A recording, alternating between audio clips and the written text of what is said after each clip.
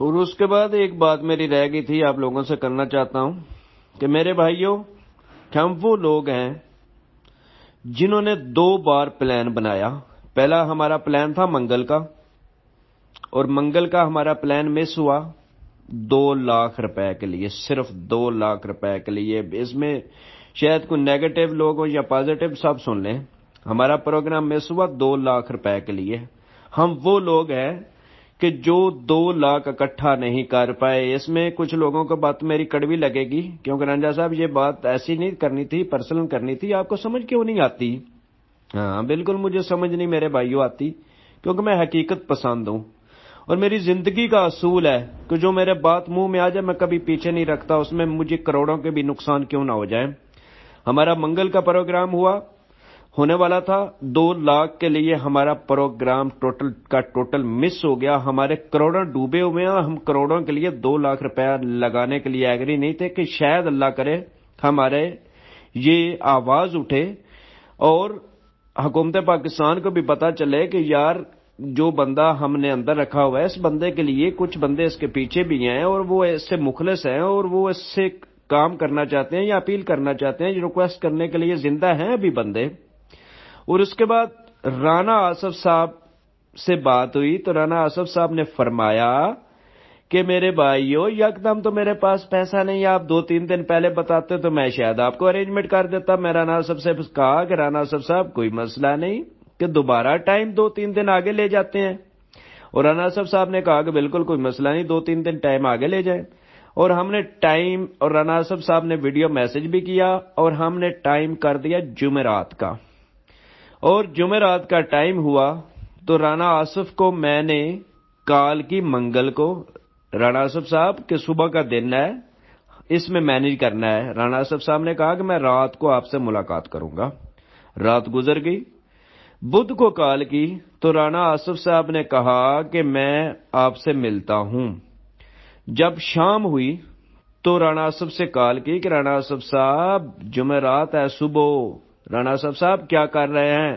رانا آصف صاحب نے کہا کہ یار ہماری کمپنی سے لوگ پیسے کما کر فراڈ کر کے دوسری کمپنیاں بنا رہے ہیں، ان کمپنیوں کے خلاف ہم ایکشن لیتے ہیں، ان کو پکڑواتے ہیں، یہ کرتے ہیں وہ کرتے ہیں۔ میں نے کہا کہ رانا آصف صاحب سیدھے چلو، جس طرف چلنے کی ضرورت ہے ابھی چلنے کی ضرورت ہے کہ ہم چلیں احمد سیال صاحب کے پیچھے، ان کے لیے آواز اٹھائیں، ان کو اللہ پاک رہائی دے، وہ بہر آئیں۔ اس کے بعد ان لوگوں کا آڈٹ ہوتا رہے گا، جو کام کرنے والا ہے وہ پہلے کریں۔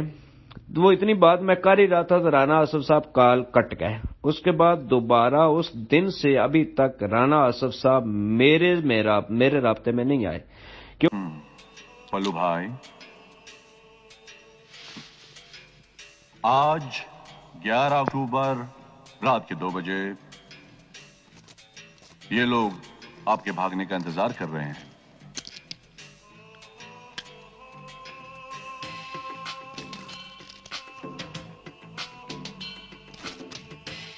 میں یہ سمجھتا تھا کہ آپ لوگوں کو اپنی قابلیت اور دماغ کی وجہ سے یہاں رکھا گیا ہے، لیکن میں یہ نہیں جانتا تھا کہ ایک قیدی کی ایک قسم کو آپ لوگ اتنی گمبھیرتا سے لے لیں گے۔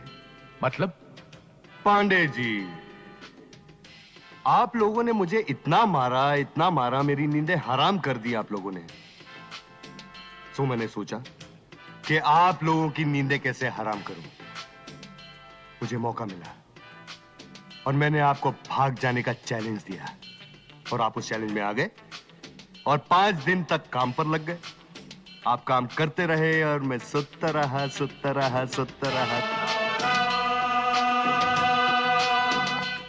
مبارک۔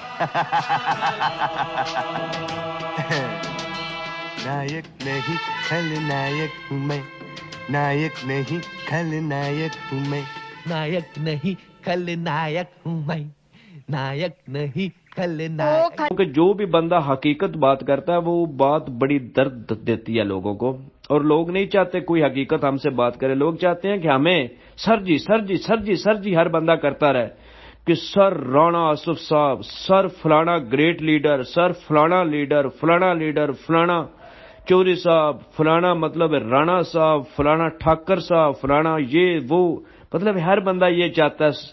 یہ یار سکی کچھ آمدیں مجھ سے نہیں ہوتی.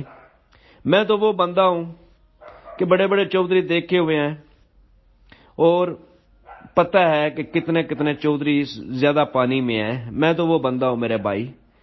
اور بڑے بڑے رانے بھی دیکھے ہوئے ہیں. رانے کو ہمارے علاقے میں اکثر رانوں کو کہتے ہیں مہاجر ہے.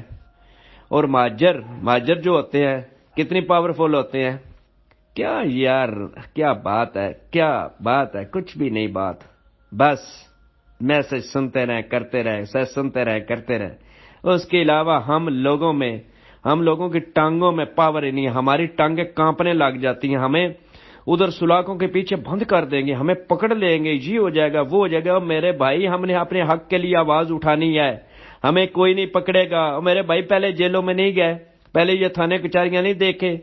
اور میرے بھائی اور زندگی میں کاش میں اس احمد سیال پہ حیران ہوں کہ اس احمد سیال نے مینجمنٹ کیسی بنائی. اور احمد سیال نے سٹاکسٹ کن لوگوں کو دے دیے جو لوگ اپنے گھر میں دوسری بار ان کو سالن نہیں ملتا تھا, ان لوگوں کو سٹاکس بنا کر دے دیے. کیونکہ احمد سیال کو بھی اس ٹائم نہیں نظر آ رہا تھا. کیوں نہیں نظر آ رہا تھا کہ احمد سیال صاحب جو ہے ان کو پیسہ جا رہا تھا. ابھی احمد سیال صاحب کو پتا چلے گا کہ مینجمنٹ کیسی ہونی چاہیے اور اس کے بعد سٹاکس کن لوگوں کے پاس ہونے چاہیے. اللہ پاک خیر کرے اور احمد سیال صاحب کو اللہ پاک باخریت باہر لے آئے. اور انشاءاللہ احمد سیال صاحب باہر آئیں گے بھی. اور انشاءاللہ ابھی ایسا نہیں ہوگا کہ جو مینجمنٹ کے قابل ہی نہیں اس کو مینجمنٹ میں رکھ دیا جائے گا. کبھی نہیں ہوگا. زیادہ باتیں کریں گے یا نہ کریں, ان کو انشاءاللہ میں اس مینجمنٹ میں ان لوگوں کا آڈٹ کرواؤں گا. میں ان لوگوں کا مینجمنٹ میں نہیں رہنے دوں گا. اور مینجمنٹ بھی وہی بنے گی جو مینجمنٹ کی قابلیت ہوگی اور جن کے اندر دل اور گردہ ہوگا. آپ کے خیال میں خلنائک ولن, میرے خیال میں آپ خلنائک ولن. لوگوں کے اندر دل اور گردہ نہیں ہے نا, ان کو مینجمنٹ سے دور کیا ان کے ٹکڑے کر کے سمندر میں ان کو گرانا چاہیے.